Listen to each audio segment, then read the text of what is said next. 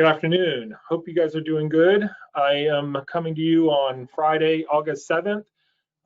Just as a reminder, this is a taped webinar, so I don't take questions during the webinar, but you can certainly email me after the webinar.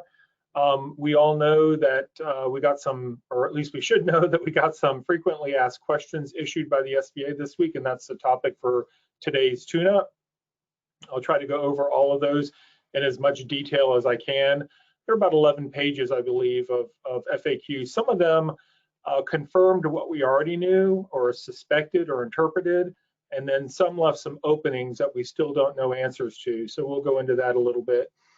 For those of you that have the spreadsheet, again, thank you so much for buying it. Those of you that haven't yet and would like to try it out, you can get it from www.pppexcel.com. It does have a money-back guarantee. If you don't think it works for you or whatever, you can get a refund for it through Lineberg, who is distributing it. Here is a summary of our prior recordings that we've provided, as well as the registrations for at least the next two. We'll just have to see how the next couple weeks go. We don't know what's going on, or I don't know what's going on in Congress today with the negotiations on between the Senate and the House, and whether or not we're going to get a new bill passed. You know, we've got the Rubio-Collins bill that has actually been sitting now around for over a week, July 27th. That seems like a long time ago to me. So we're still waiting to see if we get some new law passed. Just as a reminder, the Senate is supposed to go on vacation on Friday, which is the day you're watching this. So we'll see what happens. As of late yesterday, and I think as of even this morning, nothing had been done yet or passed. I know the president is talking about maybe trying to have some executive orders to get some things done with the unemployment extension and protecting people from evictions. So we'll just have to see how all that turns out. I'm certainly hoping that much of the Rubio-Collins bill gets passed, because it is actually pretty good information and would be good for both the PPP extension, which is the second draw, as well as the additional new loan program that they're proposing through the SBA for small businesses. So we'll see what happens. Each week I update you on what the PPP stats are. These are the July 31st stats. So you can see that they've done a few more loans. Remember, if you're watching this, the PPP loan program officially ends on Saturday. So if you should happen to be watching this and you haven't gotten a PPP loan yet and you are thinking about it, your time's pretty much running out. There was about $1.8 billion more in loans that were issued in the last week, and the average loan size has ticked down again to $103,000. And I think that is because we're getting more sole proprietors getting loans, and those loans are fairly small. So that's kind of a update as far as where we stand right now. It's not that much different from last Friday, quite frankly, except for the fact that we got these FAQs that were issued by the SBA. And thank you very much, SBA, for doing this. It's helped us a great deal. Last week, I pointed out that there were some items that weren't answered yet in IFRs or FAQs from the SBA. So I thought, well, let me go ahead and tell you where we are with those. We still have never officially gotten a definition of owner-employee, but with the recent FAQ, I think we've got some good understanding now that really an owner-employee is anybody that has an ownership interest in the business. And for an S corporation, an owner-employee is technically going to be somebody who owns 2% or more of the company's stock, I believe, because of the reference to the shareholder health insurance rule that's in the FAQ, and I'll talk about that in a minute. We don't know how the compensation caps are measured for a covered period that's less than 24 weeks. We know that the 46,154 cap for non-owner employees is for a full 24-week period. We don't know if that cap is, say, half of that for a 12-week period, because 12 weeks is 1/2 of 24 weeks. Our advice has been, go ahead and prorate that cap just to be on the safe side. The caps for owner employees, which if you remember is for the 24-week covered period, is $20,833, which equates to technically 10.6 weeks of the limit. based on $100,000 per year. So I would imagine that if your covered period goes beyond 10.6 weeks and you're an owner employee, just go ahead and count 20,833 as your compensation cap. And we'll get into how those caps are different for depending on what kind of business you are, a C Corp, S Corp, sole proprietor, or general partner. Because all four, by the way, have different thresholds for that 20,833 in what is and isn't included in the cap. So I'll cover that in a minute as well. The tax deduction issue with respect to not deducting the expenses that you use the PPP loan money for is still kind of outstanding. I don't know yet how that's going to work if the loan is forgiven in 2021 and not 2020. Keep in mind that the borrower has 10 months after the covered period to submit their loan forgiveness application. So that means that if your loan forgiveness or your covered period ends, say, on October 31st, you really have until next summer before you even have to submit your forgiveness application. So if the loan hasn't been forgiven yet, do you deduct these expenses on your 2020 tax return or do you not deduct them? I'm leaning towards the advice that you do not deduct them, but who knows, because we haven't gotten an answer on that. We don't know what the answer is if I'm ready to submit my loan forgiveness, but my lender isn't ready to accept it. I've covered that in a prior webinar where I've advised you to at least let the lender know you're ready to submit it, maybe even consider submitting a paper application so that you have officially set your date for your end of your covered period if that's necessary for you. There doesn't seem to be an automatic forgiveness for smaller loans that's going to happen unless something happens in Congress, because the Rubio-Collins bill doesn't really provide for an automatic forgiveness. They provide for loans under $150,000 to be self-certifying, if you will, that you've done a good faith effort to comply with the PPP loan rules. But that law also, or that bill, I should say, it's not a law yet, that bill also specifies that the SBA must come up with an audit program on checking the accuracy of the loan applications and the forgiveness requests from the borrower. So keep that in mind, that this isn't a get out of jail free card. This is still going to be a situation where you're going to be required to maintain the documentation at least for 3 years, because that's what the bill says. But remember, for right now, we still go off the old guidance, which tells us that we must retain all the documentation for 6 years after the loan is paid off or forgiven in full. So I'm still going to recommend that we do a really good job of documentation. Make sure you got your T's crossed and your I's dotted. And even if you don't have to submit the documentation to the lender, if that ultimately turns out to be what the rule is, you better make sure that you keep that documentation handy, particularly if the SBA creates a expanded audit program for reviewing this. And I suspect they will, and here's the reason why I suspect that. There's 5 million loans, and the SBA is going to get inundated with loan forgiveness requests. So once that is done, that process is done and the dust is settled, the SBA is going to probably go back and look at some of these in some fashion. And that's when I think you'll see some compliance issues popping up for the small business owners. And I think it will be for any loan size. So it's got to be, you've got to make sure that you've done a good job documenting what your expenses were for the loan forgiveness.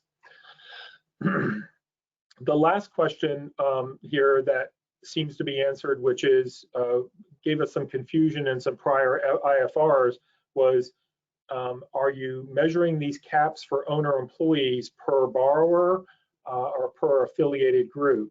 And it looks like that the FAQs from this week have made it clearer that the owner employee compensation caps are measured enterprise-wide by all businesses that are in a, say, a family or an affiliated group. So if you're an owner employee that draws, say, $100,000 salary from 3 different businesses, and your 3 different businesses got PPP loans, including your salary in all 3 of those, I think for the loan forgiveness, now you're going to be limited to one owner-employee cap for your compensation in one of those businesses. You're not going to be able to take say if it's a 24-week period, you're not going to be able to take $20,833 per borrower for all three of the loans you got. So that's going to mess up, I think, some of the math for some of these loan forgiveness applications if that applies to you.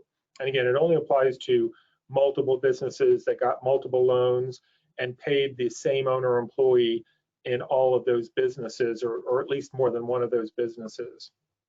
So I'm going to go into the FAQs now and go through as many of them as I can. I didn't list the FAQs individually because it just would have been a lot of extra data. So instead, I just identified or focused on what the FAQs really answered.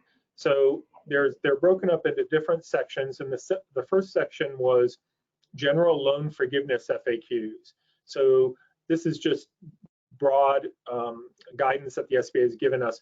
They confirm that lenders are going to be able to use electronic copies of documents and forms, or forms that are similar in format to the forgiveness application. So you might see a bank or a lender use a electronic form that mirrors the SBA Form 3508, which we kind of all suspected was going to be the case anyhow.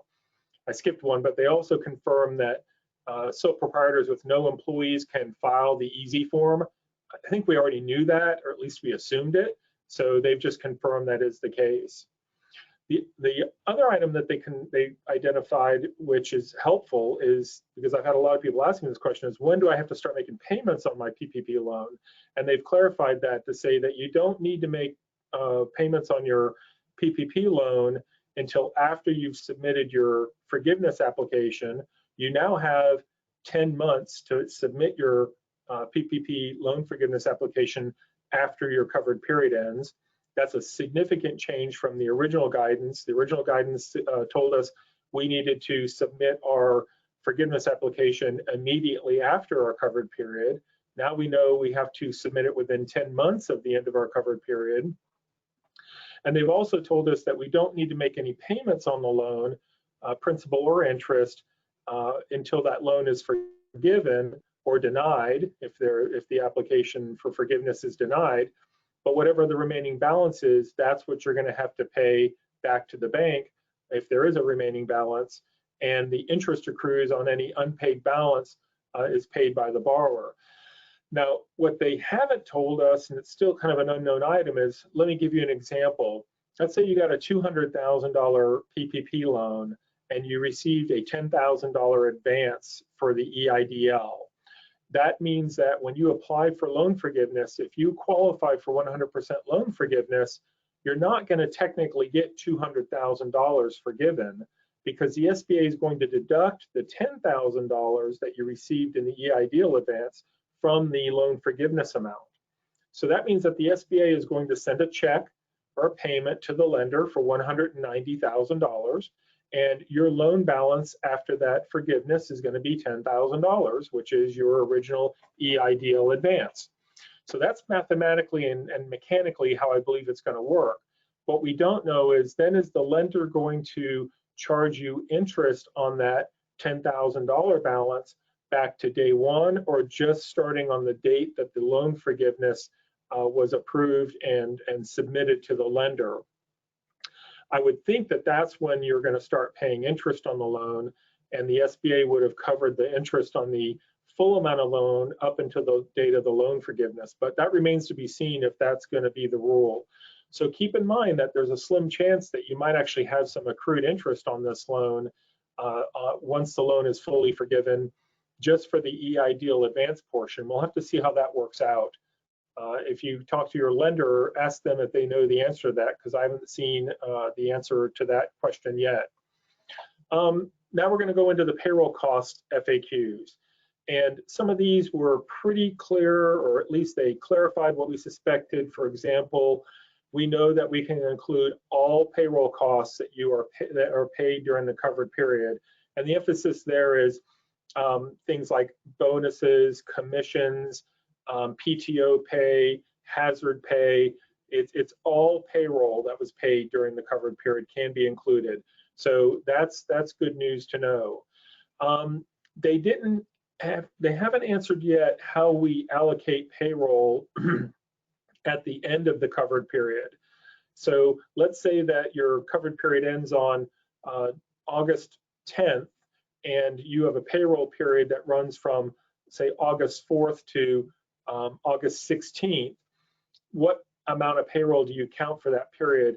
I believe you still prorate the payroll for the end of your covered period. We know that we don't include, or that we do include, payroll that was paid during the covered period, including payroll that was for a period prior to the beginning of the covered period. So I think what we've got, I've explained this before, is payroll that was for prior to the covered period starting, but paid during the covered period is counted. Payroll paid during the covered period is counted. Payroll incurred during the covered period, but paid by the next payroll date after the covered period ended counts. So you really have three different forms of payroll that you might include in the total payroll costs for the covered period. The question about health insurance was a little bit clarified in the FAQs. They confirmed that you only include the health insurance paid by the employer. So if you have a group health insurance plan and say you as the employer cover 50% of the employee's payroll cost, but then the employee contributes some of the other costs, say the other 50%, you're only to include the 50% that the employer pays. And I believe that makes sense because the employer, or the employee rather, you're counting their gross pay. So the amount that is deducted from their pay for their share of the health insurance wouldn't be counted again because you're already starting with the employee's gross pay. So that kind of makes sense as far as I'm concerned. Hopefully that makes sense to you. I know we've had a lot of questions about how much do I actually count for health insurance. We know that retirement plan contributions are also only counted for those paid by the employer. So that's like a 401k matching contribution, a profit sharing plan contribution, maybe a defined benefit plan contribution. But the amounts that you submit to the retirement plan that you've deducted from the employee's paycheck, again, doesn't get included because you're including the employee's gross pay, which is before that deduction. So that's pretty clear too. We then got a little bit of a curveball thrown at us in the FAQs because the FAQs tell us that we cannot include retirement plan contributions accelerated from periods outside of the covered period. And we don't know what the word accelerated means. My interpretation of that, it means that you cannot prepay a retirement plan contribution. So I think what the SBA was trying to accomplish there is they didn't want you to pay in advance any retirement plan contribution for a future period in 2020 that is outside of the covered period. I still believe that you can include retirement plan contributions paid during the covered period, and certainly those that were incurred and paid during the covered period, say your 401k match or something like that for 2020 up to maybe the end of your covered period. So we'll see if we get additional guidance on that, but that's the position we're taking right now on that particular issue. The one thing I do want to point out, I'll go back to the prior slide, is that on the health insurance, the SBA specifically said only the portion of premiums paid by the borrower, which is the employer, for coverage during the covered period is to be included. So that's a very specific instruction. On the retirement plan, there is no such instruction in the FAQ. So I would interpret that to mean that if you made a retirement plan contribution during the covered period for any period prior to the covered period, you probably could still include that up to certain caps, because there are caps on those for the owner employees. The owner employee compensation got confirmed at the caps of $15,385 or $20,833, depending on your covered period. But it also confirmed that you take the lesser of that amount, or 2.5/12 of your 2019 compensation. And then it gets a little bit muddy because it's going to depend on what type of entity the borrower is to determine how those caps apply. So for example, a C corporation, gets to include the full cap for the owner's compensation, their health insurance, the full amount, and the retirement plan contributions on top of the cap. So they get the best treatment. S corporations, for shareholders that own more than 2% of the S corporation stock, their health insurance is supposed to be included in their compensation, so we don't get to count their health insurance separately from the payroll cap because it's naturally or automatically included in their compensation. We can still count their retirement plan contributions up to the caps that are limited. And then we've got sole proprietors. They get kind of a bad treatment here, I guess you could say, because they only get to count 2.5/12 of their 2019 net Schedule C income as the compensation cap. They don't get to count any of their health insurance or any of their retirement plan contributions at all. Now, some sole proprietors were including their health insurance and their retirement plan contributions in the original loan application because back then we thought we could. So there's going to be some sole proprietors that have loan amounts that are greater than what they really technically should have been.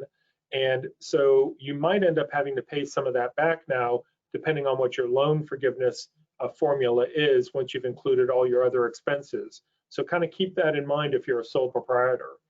General partners, it gets a little bit even more challenging because technically what you include is 2.5/12 of your net earnings from self-employment.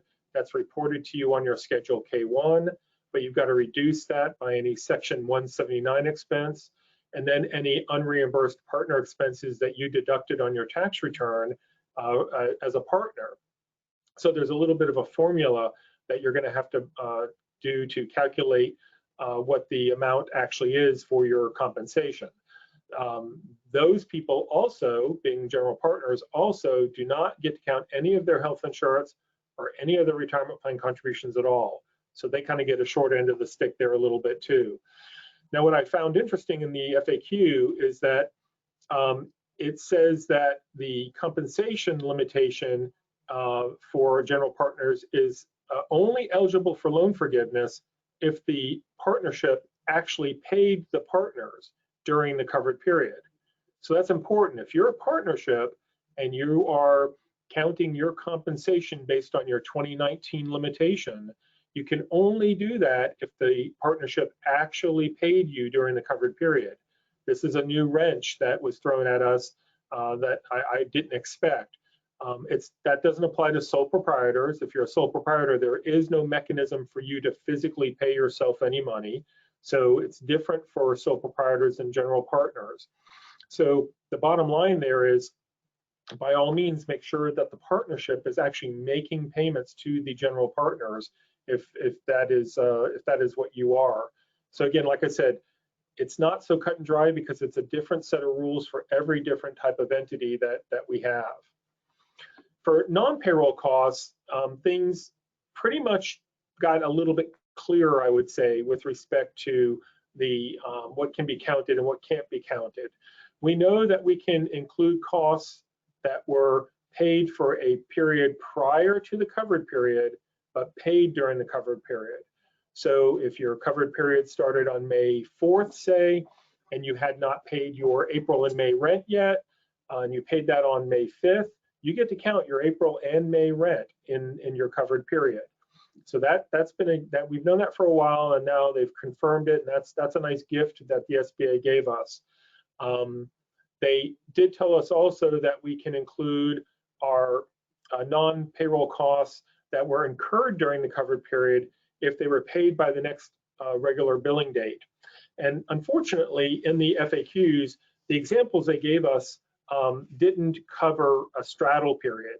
What happens if my utility bill straddles the end of my covered period? The examples they gave us in the FAQs were simpler, where it was like a September utility bill is paid in October after your covered period ends in October. And that you can include, obviously. But what if my utility bill period straddles the end of my covered period? What do we do then? My advice would be that we prorate that amount. So let's say you have a utility bill that covers 30 days and 15 of those days fall in your covered period, and 15 of those days fall outside of your covered period, I would imagine that you get to include 50% of that bill, so long as it's paid by the next regular billing date for that utility charge. That's the advice we've been giving people for a while, so I'd stick to that for right now. It might not really matter too much depending on what your total costs are. In a lot of cases, employers aren't even needing to include their utility costs in their loan forgiveness any longer to still achieve 100% loan forgiveness. So we'll see what happens as far as that's concerned. They also confirmed that the alternate payroll covered period cannot be used for non-payroll costs. And I put a little emphasis on that in the slide. We better know that by now. They've told us that so many times, but they've confirmed it again in the most recent FAQs. They did also confirm that you can include interest paid on all secured debts, mortgages, property loans, personal property loans that are secured by property, lines of credit that's secured by property, but you can't include interest paid on any unsecured debts. So I just wanted to emphasize that. You can still maybe pay those payments with PPP loan money, but you cannot include those payments in your loan forgiveness amount. So I think that was just putting some emphasis on the distinction between secured and unsecured debts. Again, I'm not sure that's going to make that big of a difference, but they do have it in there. We do know from prior guidance that you cannot prepay any loan payments and include those interest amounts in the loan forgiveness amount. So please don't try to do that. They did verify, or they did confirm, that you can continue to include lease payments and mortgage interest payments on leases that have been renewed or loans that have been refinanced. And that's a question I've gotten from some people. I renewed my lease in April, or I refinanced my mortgage in June. Can I continue to count these items? The SBA told us we can, so that was good news to see that. And remember, you still need to maintain proof that that original lease or that original loan amount was in effect prior to February 15th, 2020. So make sure that's part of your documentation. And then the SBA finally clarified what transportation costs were under the utility definition. They clarified that it is for the transportation of utilities and the fees associated with that, and not transportation like a car payment or vehicle expenses and so forth, or travel. So they did finally clarify that.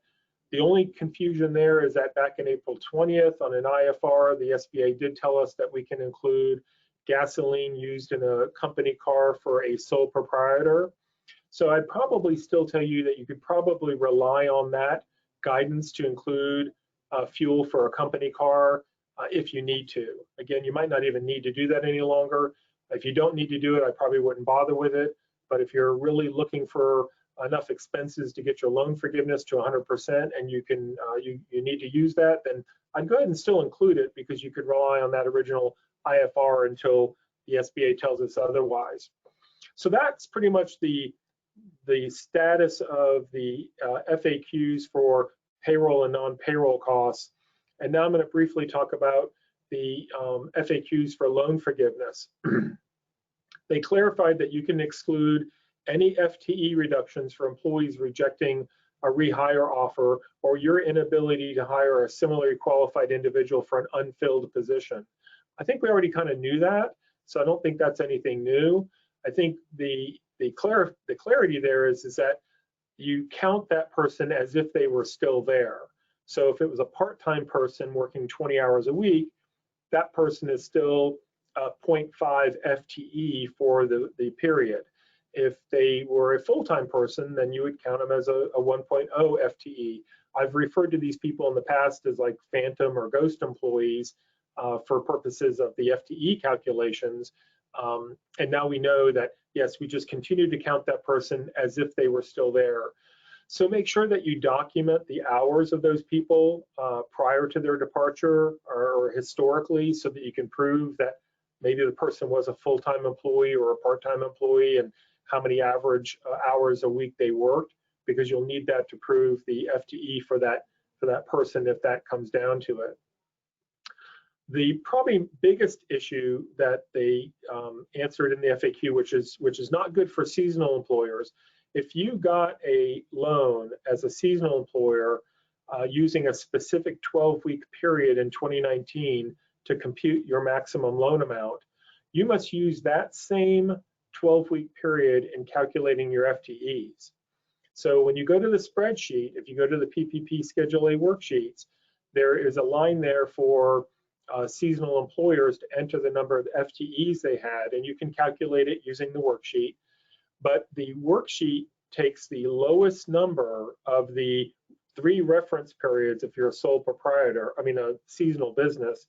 The reference periods were February 15th, 2019 to June 30th, 2019, January 1st, 2020 to February 29th, 2020, and then that specific 12-week period you chose in 2019.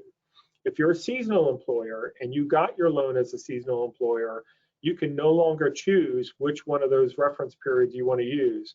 You have to use the same period in which you calculated your loan.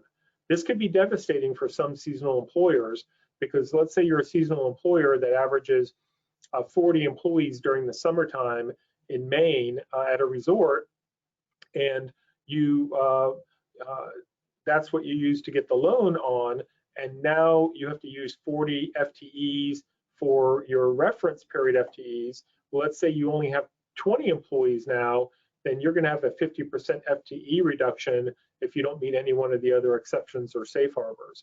So look to see if you were a seasonal employer when you got the loan. That only applies to these people. If you're a seasonal employer, but you didn't use a seasonal period to get your loan amount, then you don't need to worry about this. So that's the only thing you got to really pay attention to if you are a seasonal employer. They also gave us some guidance on FTE reductions, on who to count for the FTE reductions, exceptions that is. And I think that was just because there was a little bit of confusion in the 2 tables that are in the PPP Schedule A worksheets. Table 1 had a line for FTE reductions, FTE reduction exceptions, excuse me. The table 2 did not have that. So there was some confusion as to whether or not you could count FTE reduction exceptions for the employees that go on table 2. As a reminder, the employees that go on table 2 are the employees that were making over $100,000 a year average salary in 2019. If you have employees that were getting that and you have FTE reduction exceptions for them, the SBA now has clarified to tell us you just put that exception amount in table 1, and because there is no line to do it in table 2. We kind of expected that was the issue. We think it was maybe just a mistake in the drafting of the tables in the first place, but now the SBA has confirmed that is what the case is. So that helps us a little bit in giving us some additional guidance as far as that's concerned. They talked a little bit more on the pay rate reduction calculation. I can't emphasize this enough. It seems to be a very confusing point for people. The pay rate reduction for the 25% or greater measurement is only to be calculated if you have not restored the pay reductions.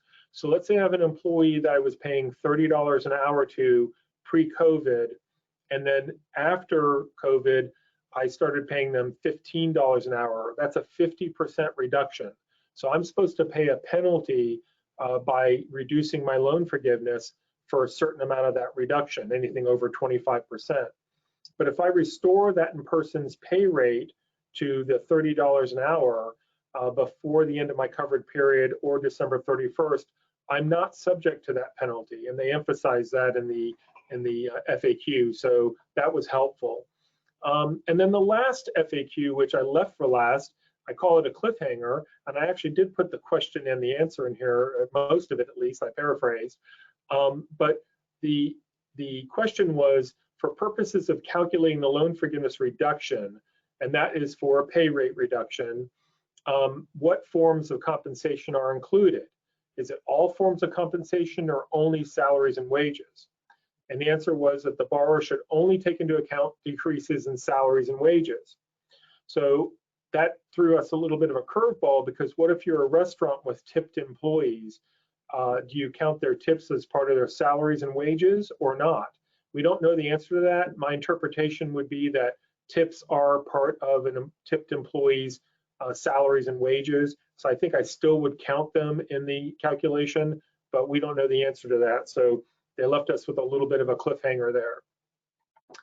So where we're at right now is many lenders seem to be ready to start accepting the forgiveness applications or close to accepting them. So we should see that gate open in the next week or two. As of right now, we will need to provide the documentation to the lender. The Rubio-Collins bill isn't law yet, and so any type of exclusions to submitting documentation aren't law yet or aren't the rule yet. So if you have a lot of documentation, and you might want to wait a little bit to see if that bill becomes law or if the SBA changes the rules on us. But otherwise, you still need to submit all the documentation that is required in the loan forgiveness based on the documentation requirement in the application instructions. The FAQs do not change the expense tracker and loan forgiveness calculator except for the seasonal employers. If you're a seasonal employer, you can no longer choose which reference period you're going to use. You have to use the 12-week period in which your loan was based on. So keep that in mind when you're completing the application in the spreadsheet. Should you submit your forgiveness application while we still have some unanswered questions? I think if you can achieve 100% loan forgiveness based on the guidance we have so far, I would say yes, go ahead and submit it. And then the last question, will there be a PPP round 2? I hope there will be. There's a lot of small businesses that still need support and help through this process, mostly small retail businesses, restaurants and bars, businesses that really rely on a high amount of traffic to stay afloat. They're the ones that are going to need the most amount of help. So hopefully we will see a round 2 for specified businesses. Thanks a lot for viewing today. We'll keep you posted. We're hoping to see a law come out of Washington in the next week or so. If we do, we'll be doing another webinar to bring you up to date on all what is latest news on PPP loans and the loan forgiveness. Thank you very much, and you guys have a great day.